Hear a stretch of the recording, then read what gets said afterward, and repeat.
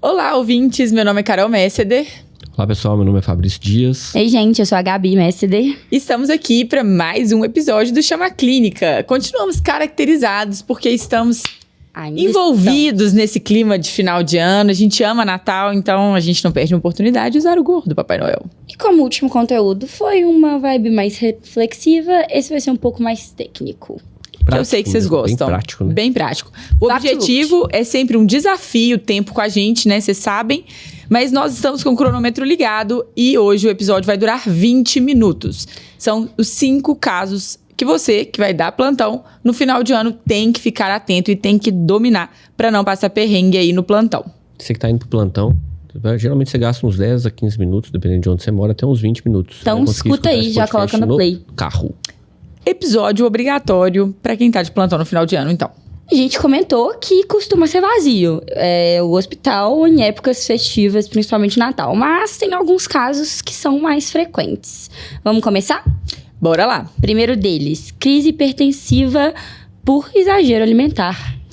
Ou por qualquer descompensação, né? Às vezes a pessoa viajou, esqueceu o antihipertensivo, ou tomou umas pra mais e aí no outro dia acabou alterando aí o uso do remédio, ou então ingeriu lá. Não quer misturar o remédio com bebida alcoólica. Também acontece. Toma bebida alcoólica e não toma remédio. Toma remédio, verdade. Tem que escolher um, né? Ou acha que a pressão tá controlada e que não precisa mais do remédio. E é um ótimo dia testar isso no Natal, não é mesmo? Quem nunca? Tá controlado, doutor? Tava controlado, doutor? Não sei o que aconteceu. É. Enfim, isso aí parece raro, mas acontece sempre. E se você tá no plantão e vai tá diante de uma pessoa com pressão alta, né, uma crise hipertensiva, então lembrar dos critérios, né, de crise hipertensiva, das diferenças de crise hipertensiva e urgência hipertensiva. E sempre pensar nos critérios de gravidade, né, para diferenciar uma da outra, critério de gravidade. Então, assim, paciente que tem hipertensão no pronto-socorro e tem dor torácica, dispneia, alguma alteração do nível de consciência, cefaleia pior da vida, qualquer déficit neurológico agudo, esses pacientes vão precisar de uma atenção especial. Tá? Então, esses pacientes você vai ter que ligar o sinal de alerta aí. Então, esses pacientes são emergências hipertensivas, né? A gente fala de lesão de algum sinal de lesão de órgão-alvo, né? Então, assim, atenção para esses pacientes. Ver fundo de olho dos pacientes é importante, para ver se tem sinal de papiledema. Se tiver propedêutica, faça propedêutica, tanto cardiovascular quanto o sistema nervoso central, faça isso, porque às vezes, na tranquilidade do plantão do Natal, chega só uma pessoa com alguma queixa e com algum sintoma de alerta, ele acaba deixando passar. Lembrando que, a gente falou isso até no episódio anterior, né? Que a gente falou, quem procura o hospital é porque realmente tá com algum problema. Dificilmente a pessoa vai lá só pra ver porque a pressão tá alta. Então investiga. A gente tem um episódio que a gente fala só das diferenças e do tratamento, do manejo de crise hipertensiva e de urgência hipertensiva. O objetivo aqui não é esgotar esse tema, é só pincelar sobre o que você tem que ficar atento. Então, se você quer na sua cabeça, aprofundar, vai e já sai daqui e vai pro episódio de emergência e urgência hipertensiva. E deixa o fluxograma na sua cabeça aí pra você atender os pacientes. Próximo caso comum, síndrome coronariana aguda.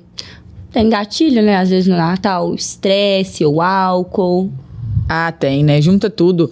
Às vezes uma privação de sono, né? As pessoas ficam até mais tarde, acordadas. Uma sequência, né? De muitas confraternizações. Então, isso também... Às vezes o paciente já tem um risco cardiovascular mais alto. Às vezes esqueceu de tomar os remédios também. Deixa de tomar as medicações. Tudo misturado. E é uma das emergências hipertensivas, né? De síndrome coronariana aguda, por exemplo, é uma emergência médica. Então, se chegou um paciente com dor torácica, um paciente multicomórbido, por exemplo, com comorbidades ou com risco cardiovascular alto, atenção para síndrome coronariana aguda, porque isso acontece com alguma frequência nesse final de ano. Para não errar diante de um paciente com dor torácica ou com queixa de dispneia, primeiro, lembra de avaliar o risco cardiovascular desse paciente. Comorbidade, medicação, histórico. Então, classifica esse paciente em relação ao risco cardiovascular, porque isso muda a conduta e a suspeição de algo mais grave. E segundo, gente, o diagnóstico de ansiedade ou da dor, né, torácica psicogênica, ele é de exclusão. Então, certifique-se que você conseguiu descartar todas as outras comorbidades ou quadros agudos que causam dor torácica. Isso te dá tranquilidade para manejar esses pacientes. Eu acho que esse é o principal. Claro que também tem a dor torácica de ansiedade, né? Às vezes teve uma briga ali familiar, uma angústia. É um momento... Não pode ser a primeira coisa que vai passar na sua cabeça. Não dá para ser a primeira coisa. E quando é a primeira coisa, quando você inverte essa lógica, geralmente você deixa passar alguma coisa grave.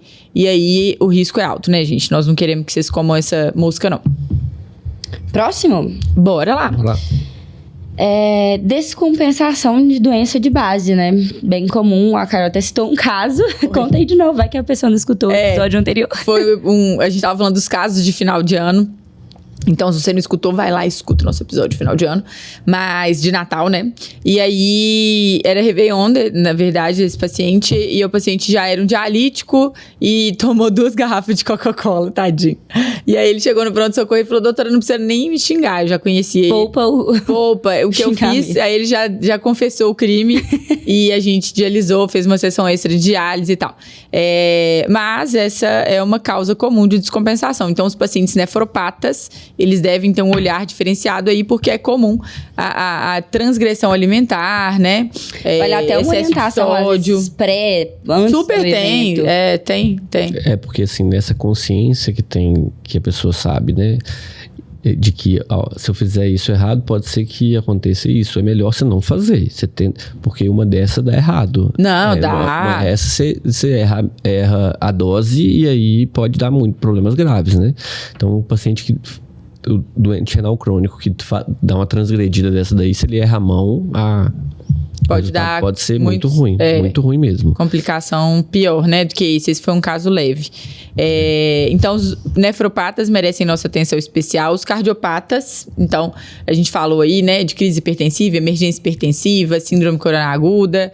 Esses pacientes que têm doenças de base no final de ano, ou por um excesso ali de transgressão, de álcool, ou por uma ausência do manejo adequado das doenças de base. Então, insuficiência cardíaca descompensada, às vezes o paciente chega lá com um perfil alterado, né? Às vezes um perfil B. Excesso de sal, excesso de volume.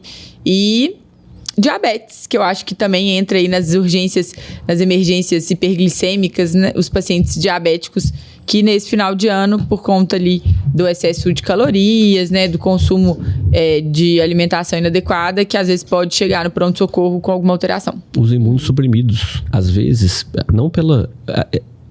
Final de ano, todo mundo quer encontrar, todo mundo quer ficar perto, e a pessoa é imunossuprimida e começa a confraternizar com as pessoas e aí acaba tendo intercorrências por isso, assim, ela se expõe mais a doenças. Então, o paciente imunossuprimido é outro que a gente tem que ficar muito atento com isso. Lembrem-se de perguntar para os pacientes o que eles tomam. Parece bobo, né, gente? Assim, eu queria que fosse uma bobeira, mas não é. Quais medicações que ele toma, às vezes o paciente, isso é sempre meme na internet, não tem nenhuma doença, toma losartana, metformina e etc. Mas é comum o uso das medicações para emagrecer. Então, até Mounjaro está entrando nessa lista. Né? Principalmente Mounjaro. Mounjaro, Ozempic. Então, lembre-se de perguntar para os pacientes quais medicações que ele usa, se tem alguma medicação injetável, se tem uso de hormônio, que isso aí vai ajudar no seu raciocínio clínico. A gente fala sempre da tríade do raciocínio clínico e esse é um pilar, né, que faz parte ali da anamnese, de uma boa entrevista clínica. E aí, isso é importante você perguntar se não está usando. E citar o nome do paciente, muitas vezes, ele acha que remédio para doença. Entendeu? Então, assim, remédio para doença. Então, para aí, a gente recebeu um caso agora lá no hospital, que foi fazer uma endoscopia, uma colonoscopia, foi fazer o exame e o preparo foi péssimo. Aí, a endoscopista foi depois que a paciente voltou da sedação, e olha só, a paciente recebeu sedação para fazer o procedimento, chegou a entrar para fazer o procedimento e a endoscopista achou estranho. Falou, gente, ela falou que não estava tomando nada, foi perguntar para ela, questionou, aí começou a questionar mesmo o que tinha acontecido. Eu tomei Mounjaro semana passada. Ou seja... E tá frequente, né, essa associação de Mounjaro e remédio, né, Ozempic e Mounjaro. Muito. Pra preparação de endoscopia, a gente tava discutindo isso. É porque reduz aumenta o tempo de esvaziamento gástrico, né? Então, ele reduz, ele faz uma gastroparesia. Então, gente... O jejum assim, precisa ser maior, né? Precisa de jejum maior, precisa de um preparo intestinal melhor, diferente. Então, a pessoa perdeu o exame, correu o risco de fazer um exame com o estômago cheio.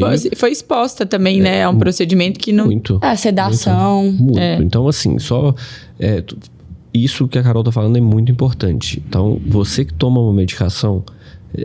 qualquer que seja a medicação, seja para qualquer objetivo, é importante você falar com o seu médico isso. Para quem te atender no pronto-socorro, né? E por fim, né, o último caso... A gente falou de crise hipertensiva, de síndrome coronariana aguda, descompensação de doença de base. Faltam dois. O segundo caso, que é bem comum, né, autoexplicativo, intoxicação alcoólica. Esse é qualquer gente, isso aí festa, né? Qualquer festa. Qualquer festividade, carnaval... Natal, Réveillon. O Réveillon é até mais frequente do que o Natal, mas... Depois, carnaval deve ser o mais, né? Sem dúvida. Carnaval, com relação a isso... A galera perde a linha. Então, tem que lembrar, ao atender um paciente com rebaixamento sensório, lembrar sempre de glicemia capilar, isso é importante, e de perguntar, né? Provavelmente, na maioria dos casos, o paciente vem com sinais de embriaguez, mas ele vem acompanhado de alguém, então você vai ali na entrevista clínica também coletar informação e entender o que está acontecendo. Importante, de novo, nesse caso, entender as comorbidades, o uso de medicação desse paciente, porque pode estar relacionado também e pode agravar a situação. E aí, uma dica importante. É intoxicação alcoólica, é libação alcoólica, você consegue determinar isso com uma anamnese bem feita ali? Não precisa entubar o seu paciente rebaixado por intoxicação alcoólica. Esse é um sempre muito gostoso de você contradizer. Glasgow menor do que 8 é sempre intubação traqueal. Não, criatura. Se é intoxicação alcoólica, se é alguma intoxicação medicamentosa, se é hipoglicemia, é deselegante você entubar um paciente. Não falar outra coisa. Então, é uma dica. E fica a dica para intoxicação alcoólica. Recebeu no pronto-socorro. Hidrata, vê como é que tá a glicemia, medica os sintomas, né? Se tiver náusea, vômito e glicose, espera. Gente, o último caso vai ser de surpresa pra vocês, porque eu lembrei durante o episódio, porque eu vivi isso num feriado. Sei. Eu tive uma reação alérgica no Réveillon. Minha mãe é alérgica a camarão. Eu sempre comi, nunca tive nada. Não teve um Réveillon que a gente fez. Eu achei que ela fosse falar de libação alcoólica. Ainda não. E aí, teve um Réveillon que era bobó de camarão. Eu me entupi de bobó de camarão. Eu adorava. Eu já tinha formado. Camarão. Já foi a minha sorte, porque era um Réveillon cheio de médico. Verdade. Então, os amigos estavam todos lá. Então, essa é uma possibilidade também, né? Reações alérgicas, às vezes. Super, anafilaxia, né? É importante, bem lembrado, Bi. Reconhecer os sinais de gravidade, eu acho que são mais importantes, né? Uma reação eu acho que nesse caso aí, de uma reação alérgica. Conceitualmente mesmo, o que é uma reação anafilática, né, pessoa? Para você, no caso de, principalmente essas intoxicações, essas exposições alimentares, né? Então, se a pessoa tem histórico prévio, né? Então, de critério de gravidade, a anafilaxia é caracterizada não só pelo rash, mas por sintoma broncoespasmo ou isso às vezes é muito contraintuitivo. Dá pra ter uma anafilaxia, uma reação anafilática sem o rash, né?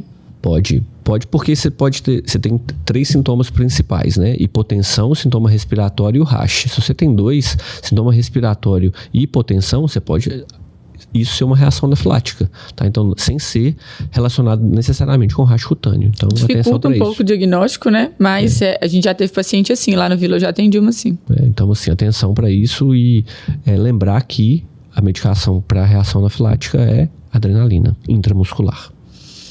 E esse aí é um quadro clínico que você tem que dominar. Você tá de plantão, então releia lá síndrome... a reação anafilática e como é que é. A gente tem no nosso Instagram, a gente tem algumas dicas e algumas coisas legais sobre anafilaxia. Por fim, foi 5 episódios, 5 casos em 20 minutos, conseguimos. Brilhamos. Temos mensagem final? Mensagem final. Estude, criatura. Se você vai pro plantão, você tem que dominar alguns quadros clínicos. Esses, principalmente, mas alguns quadros fundamentais e recorrentes, né? Então... Não deu um plantão de AVC, você tem que saber. Então, reconhecer um quadro neurológico agudo, potencialmente grave. As catástrofes torácicas. Se você não tá confiante, não deu plantão. Aventura, ainda mais nessa época do ano, né, gente? Não é hora de ter aventuras, não. Então, se você não tá preparado, bom Natal com a sua família. Exatamente. Você não vai dar plantão. Isso. É isso, pessoal. Beijo. Até a próxima. Feliz Natal. Tchau, tchau. Feliz Natal.